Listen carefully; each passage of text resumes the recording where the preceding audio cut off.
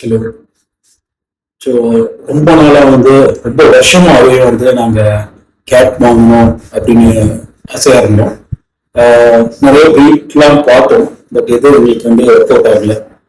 தென் நம்மகிட்ட வீட்டில் ஒரு சென்டான டாக் இருக்குது.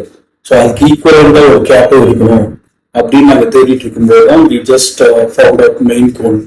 அண்ட் ஆக்சுவலாக ரொம்ப ஐடென்டிஃபை பண்ணியிருந்தோம், ஒரு Bengal cat then Maine Coon. So Maine Coon யார் நல்லா எக்ஸ்பீரியன்ஸ் இருக்காங்க அப்படின்னு தேடிட்டு இருக்கும்போது we just found out லன்ஸ்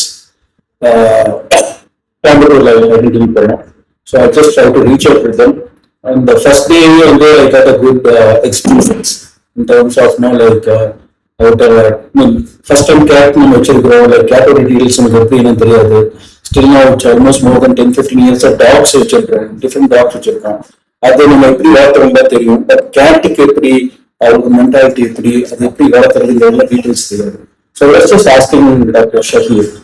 And he was very polite, and he was he spent almost more than hours ரொம்ப எக்ஸ்பிளைன் பண்ண அப்படி இந்த கேட் எப்படி இந்த ப்ரீடை பத்தி எப்படி என்னன்னு சொல்லிட்டு, தென் இதை எப்படி நம்ம ஃபீட் பண்ணணும். நார்மல் ஃபீட் நம்ம டிஃபால்ட்டா நம்ம ரெடிமேட் ஃபுட்ஸ் இருக்கும், அதெல்லாம் வேண்டாம். இது டோட்டலா எப்படி ஃபுட் எடுக்குதுங்கிற டீடைல்ஸ்ல எல்லாமே ஷேர் பண்ணாங்க.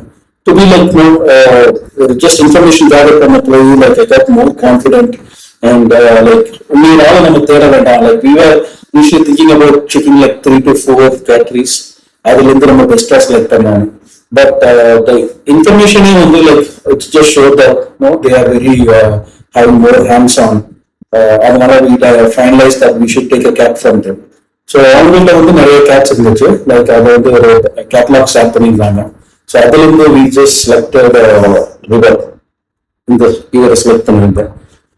ஸோ ஃபைனலைஸ் பண்ணியாச்சு.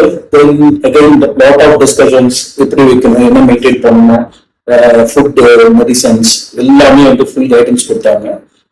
தென் நாங்கள் அட்வான்ஸ் பண்ணியாச்சு, புக் பண்ணிட்டோம் இவர் தான் இருக்கணும்னு சொல்லிட்டு.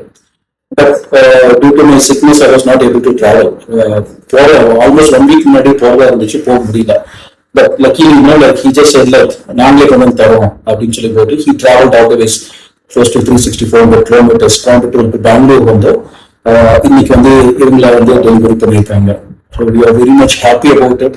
It's a new person to my home. So ரொம்ப கம்ஃபர்டா இருக்கிறாரு அவரு. So it maybe take another 2-3 days to get completely settled. So thanks to traveling all the way to Bangalore and handling the new person to my home. Thank you.